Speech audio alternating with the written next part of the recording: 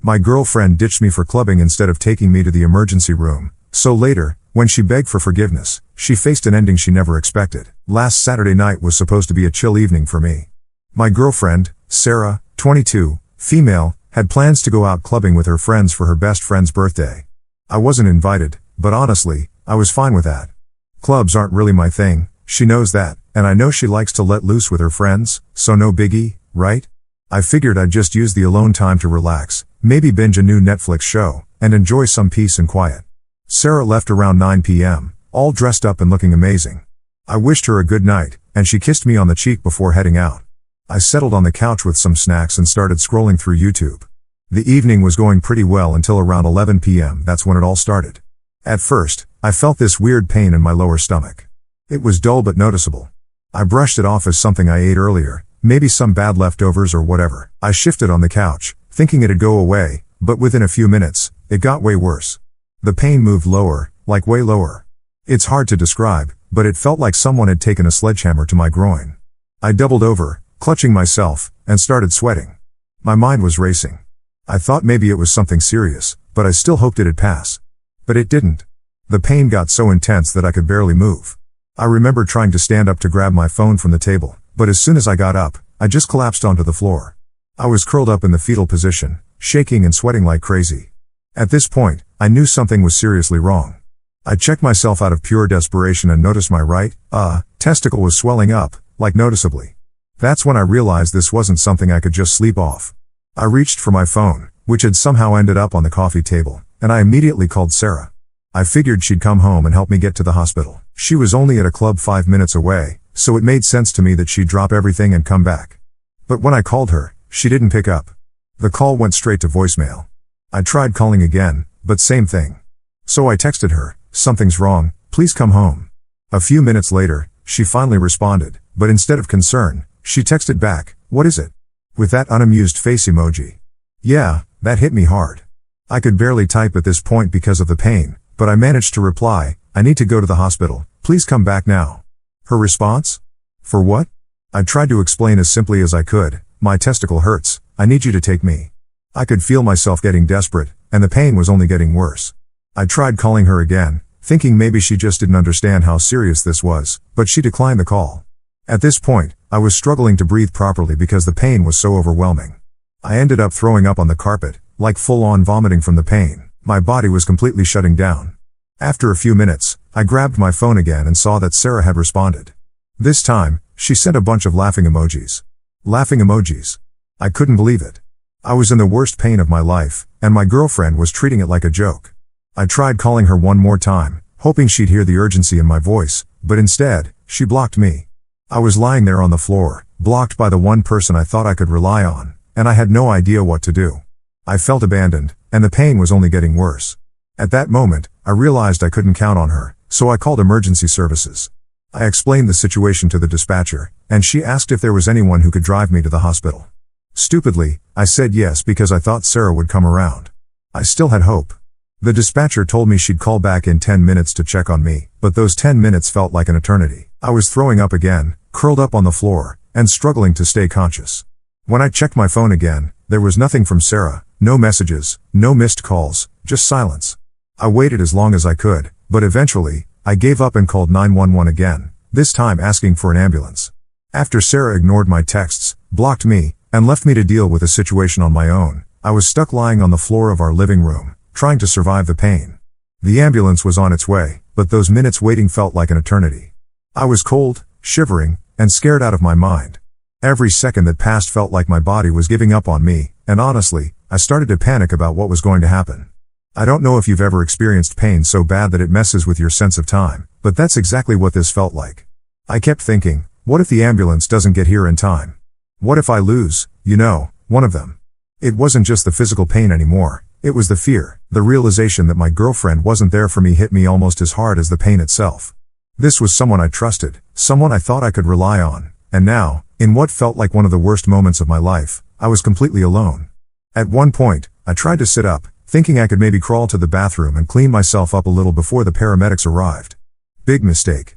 As soon as I moved, the pain hit me like a freight train again, and I ended up dry heaving into a trash can. My body was drenched in sweat, and the living room carpet was a mess from earlier when I couldn't hold it together. The smell was awful, and I felt disgusting, but there was nothing I could do except wait. I heard the ambulance sirens before I saw the lights. That sound was both a relief and a reminder of how serious this was. When the paramedics knocked on the door, I must have looked like hell because one of them immediately asked if I could speak or move. I managed to whisper, "Hurts too much," and pointed to the general area where the pain was coming from. They got me onto a stretcher and started asking questions, but honestly, I was barely coherent. Everything was a blur. The ride to the hospital felt like a mix of fast forward and slow motion. The paramedics were trying to reassure me, but I could tell they were concerned. One of them kept checking my pulse, and the other was writing things down on a clipboard. I remember hearing one of them say, "We'll get you there, don't worry," but I couldn't even nod in response. I was too focused on the pain and trying not to lose it completely. When we got to the hospital, they rushed me into an exam room. A doctor came in almost immediately, asking me a bunch of questions I could barely answer. I remember trying to explain what was happening, but my voice was so weak it felt like I wasn't even speaking. The doctor did a quick exam and told me they needed to perform emergency surgery. He explained something about blood flow and how they needed to untwist the cord to save my, well, you know. I was too out of it to fully understand everything, but the urgency in his voice was enough to tell me this was serious. The last thing I remember before they sedated me was the doctor saying, "We're going to take care of you, don't worry." Then it was lights out. When I woke up, I felt groggy and disoriented. My whole lower half was sore, but the pain was nowhere near what it had been before. A nurse came in to check on me and explained that the surgery had gone well. They managed to save my testicle, but it had been a close call. She said if I'd waited even an hour longer, things might have turned out very differently. That hit me hard. The thought of losing something so personal because I hesitated to call an ambulance or because I relied on Sarah, it was almost too much to process. After the nurse left, I finally had a chance to check my phone. There were dozens of missed calls and messages from Sarah, most of them timestamped from around 3 a.m., which was hours after I'd been taken to the hospital. I scrolled through the messages, and they started out angry. "Why the hell is there vomit in the living room? Where are you? Did you leave the door unlocked?" But then, as the timestamps got later, her tone changed. She must have realized I was serious because the messages turned frantic. "Oh my God, are you okay? Where are you? Please answer me. I'm so sorry, I'm coming to the hospital, tell me which one you're at." I didn't reply. I couldn't. I was too tired, too hurt, and honestly too angry to deal with her at that moment. The betrayal I felt was still fresh. She had laughed at me, she had blocked me, and now, after everything, she wanted to act like she cared.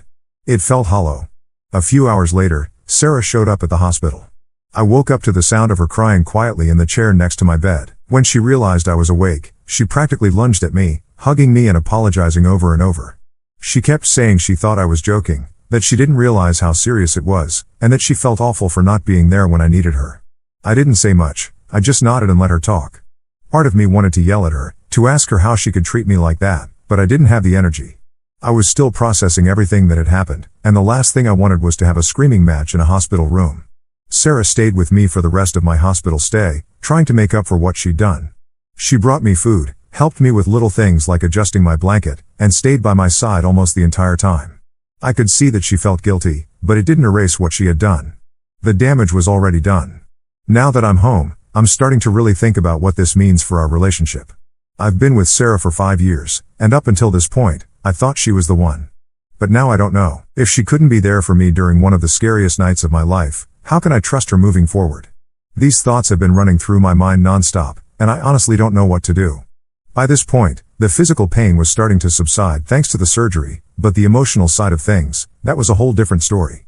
Coming to terms with what had happened, both to my body and in my relationship, was like unraveling a knot I didn't know how to untangle. I felt raw, exposed, and unsure of what to do next. Sarah was by my side for the last couple of days in the hospital. She made an effort to be supportive, which I could tell was her way of trying to make amends. She brought me coffee in the mornings, helped me with little tasks like adjusting my socks since bending over hurt, and even tried to crack a couple of awkward jokes to lighten the mood. I could see she was trying, but it all felt hollow. Her sudden attentiveness only made the betrayal sting more. On the last day before I was discharged, the doctor went over my recovery plan. No lifting anything heavy for a few weeks, no strenuous physical activity, and definitely no bedroom activities. He was kind about it, but I could tell he was serious. I nodded along, grateful that things hadn't turned out worse. After he left, Sarah started asking questions. What I could eat, if I'd need follow-up appointments, when I'd be cleared to work again. She was meticulous, almost overcompensating for how absent she had been before. I didn't have the energy to point it out. The ride home was awkward. Sarah had brought her car, and as she drove, she kept glancing over at me like she wanted to say something. The silence was heavy, and I could feel the tension building with every mile. Finally, she broke the ice with an apology, another one.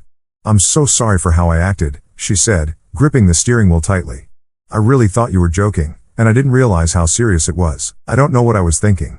I feel terrible." I nodded but didn't say anything right away. I wanted to be fair.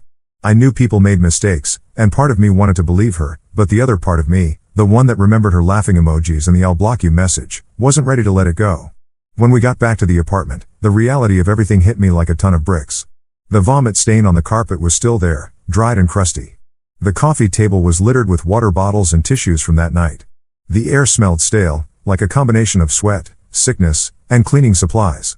It was a visual reminder of just how bad things had gotten, and I couldn't ignore it.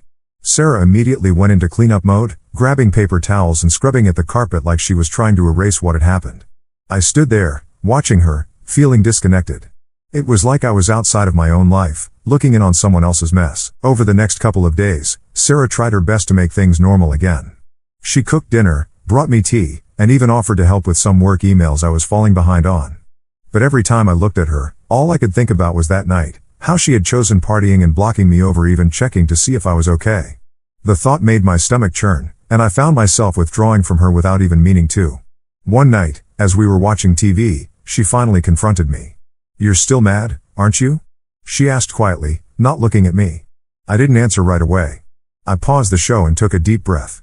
"I'm not just mad, Sarah," I said. "I'm hurt. I trusted you, and you let me down in the worst way possible.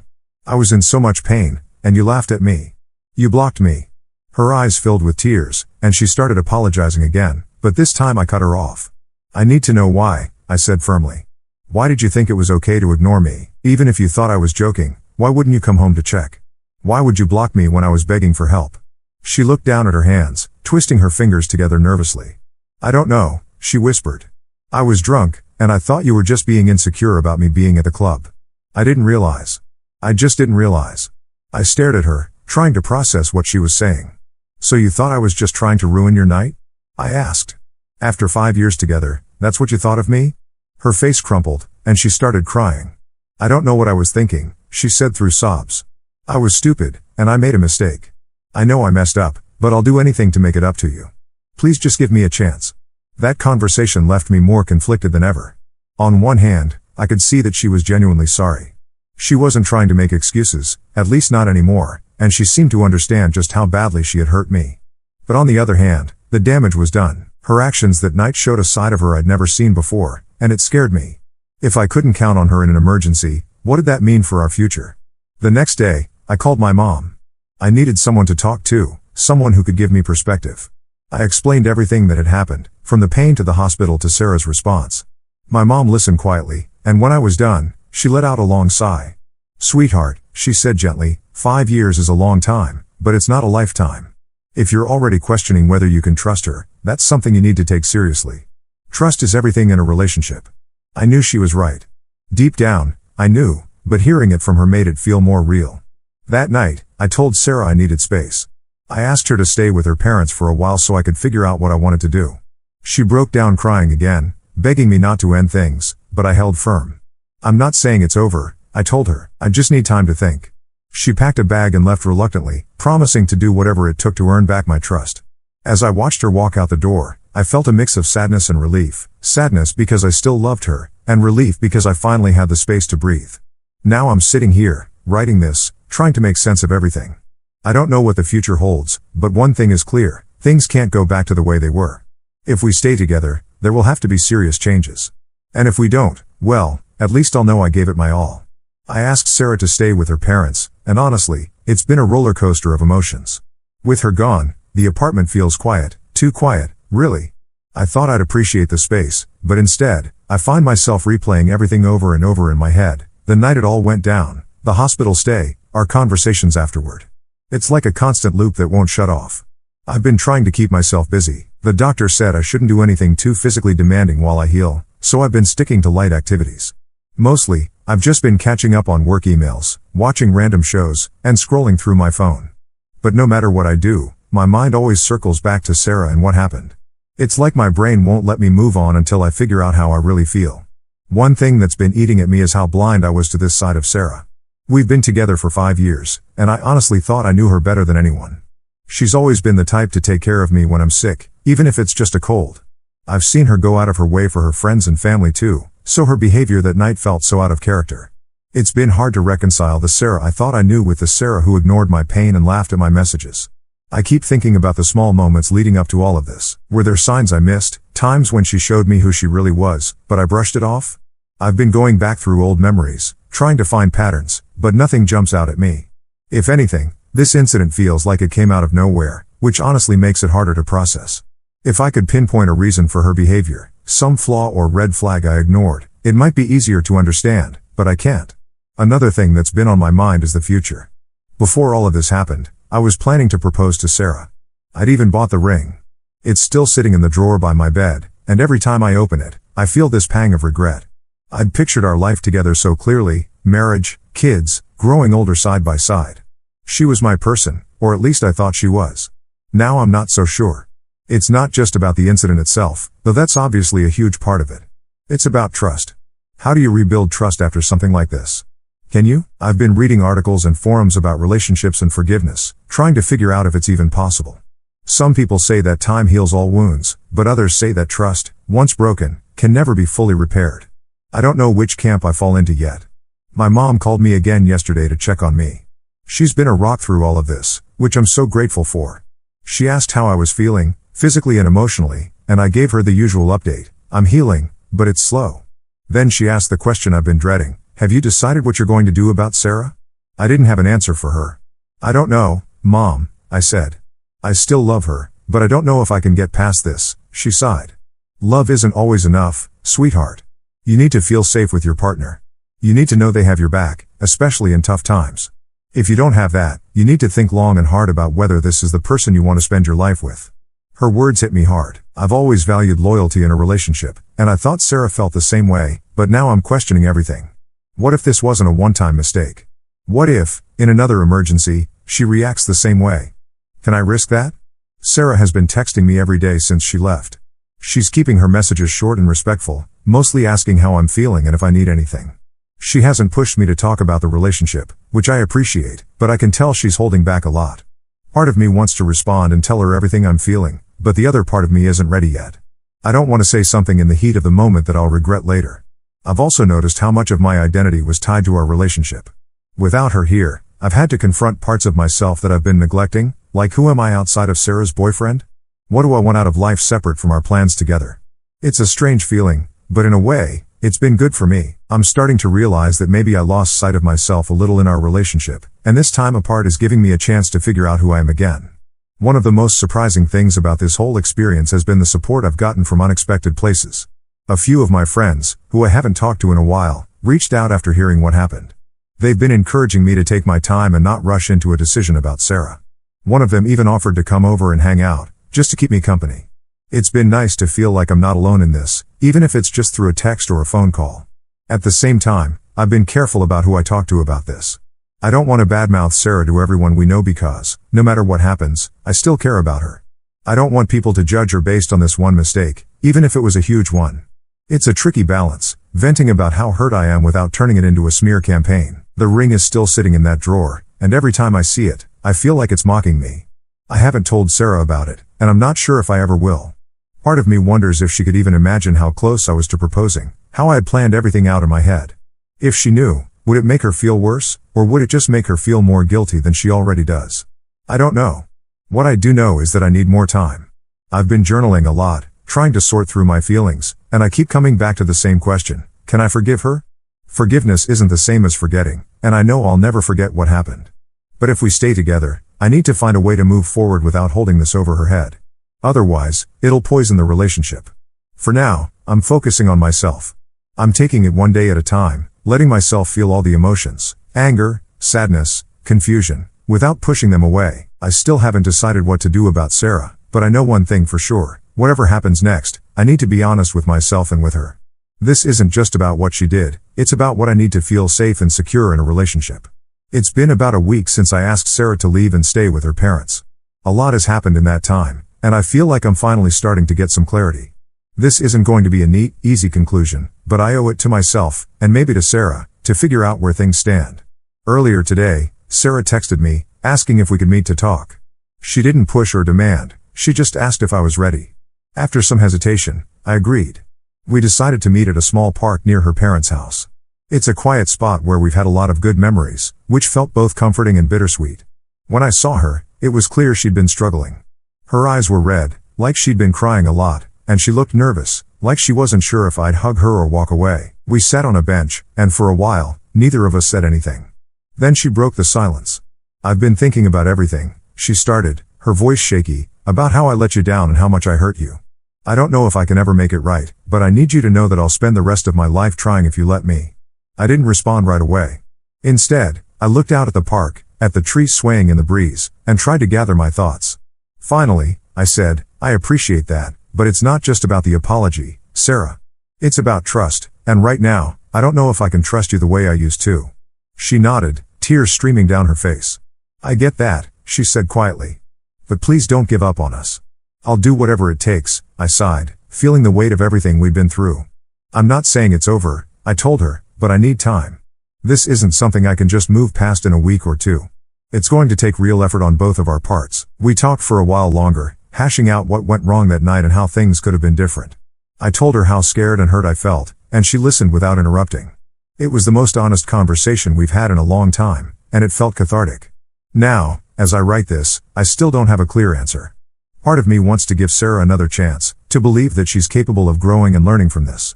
But another part of me is scared of being vulnerable again, of putting my trust in her only to be let down. What I do know is this: I need to take it slow. I'm not going to rush back into things or make a decision out of guilt or pressure. If Sarah and I are going to rebuild, it's going to be on a foundation of honesty and accountability, no shortcuts. So, Reddit, I am seeking your judgment. Should I forgive her? I've been sitting on this decision for a few days now, and after a lot of thinking, talking, and honestly crying, I've made my choice. We met up again a couple of days ago. Sarah had been staying at her parents' house since I asked for space, and this time, we agreed to talk at the apartment. I didn't want to do it over text or a phone call. It didn't feel right. After 5 years together, she deserved to hear this in person, even if it was going to hurt. When she walked in, I could see the hope in her eyes. She brought groceries and a couple of my favorite snacks, like she was trying to create a sense of normalcy. She even smiled, but it was forced, like she was bracing herself for bad news. We sat down at the dining table, and before she could start talking, I told her I had something to say. She nodded, and I could see her gripping her hands together to stop them from shaking. "Sarah," I began, trying to keep my voice steady, "I've spent a lot of time thinking about everything. About what happened, about us, and about our future. And as much as it hurts to say this, I don't think we can move forward together." Her face fell instantly. The hope I'd seen earlier vanished, replaced by tears welling up in her eyes. "Why?" she whispered. "I thought we were going to try." I took a deep breath, trying to choose my words carefully. "It's not that I don't believe you're sorry, because I do. I can see that you're trying, and I know you regret what happened. But the truth is, I can't get past it. That night, when I needed you the most, you weren't there. And worse, you treated me like I was an annoyance, like I didn't matter. That's something I don't know if I can ever forget." She started crying, full-on sobbing, and it was one of the hardest things I've ever had to sit through. I wanted to comfort her, to tell her it was okay, but I knew that would only make things harder. So I just sat there, letting her cry, until she finally spoke. "I was drunk," she said, her voice breaking. "I didn't realize how serious it was. If I could take it back, I would in a heartbeat. Please don't let one mistake ruin everything we've built." Her words cut deep, but I knew I had to stand firm. "It's not just one mistake, Sarah," I said softly. "It's what that mistake showed me. I've always thought of you as my partner, the person I could count on no matter what. But that night, I realized that might not be true. And if I can't trust you in an emergency, how can I trust you in a marriage, when we have kids, or when life throws us another curveball?" She shook her head, tears streaming down her face. "I can change," she said. "I'll do whatever it takes to earn your trust back. Just tell me what to do." I wanted to believe her, I really did, but deep down, I knew that even if she changed, even if she became the most reliable person in the world, the memory of that night would always be there. It would always make me second guess her, make me wonder if I could rely on her when it really mattered. And that's no way to build a future. We talked for a long time after that. She asked if there was anything she could do to fix things, and I told her I didn't think there was. I explained that this wasn't about punishment or revenge, it was about me needing to feel safe and secure in a relationship, and as much as I cared about her, I didn't think I could get that with her anymore. Eventually, she stopped crying and just sat there, staring at the table. "I don't know what I'm supposed to do without you," she said quietly. Hearing that broke my heart, but I knew I couldn't let guilt change my decision. "You're going to be okay, Sarah," I told her. "You're stronger than you think. And I want you to know that this doesn't erase all the good times we had together. I'll always care about you, but I think it's best for both of us if we move on." She didn't argue after that. She just nodded, wiped her face, and asked if she could grab the rest of her stuff from the apartment. I told her to take whatever she needed. While she packed, I sat on the couch, staring at the wall, feeling completely numb. When she was ready to leave, she stopped at the door and looked back at me. "I'm so sorry," she said one last time. "I hope you find someone who deserves you." I didn't know what to say, so I just nodded. Then she walked out, and just like that, 5 years were over. It's been a couple of days since she left, and I've been doing my best to move forward. It's not easy. There are moments when I miss her so much it physically hurts, but then I think about that night and remind myself why I made this decision. I know it was the right thing to do, even if it doesn't feel that way right now. The ring is still sitting in that drawer. I haven't decided what to do with it yet, but I'm in no rush. For now, I'm focusing on healing, taking things one day at a time.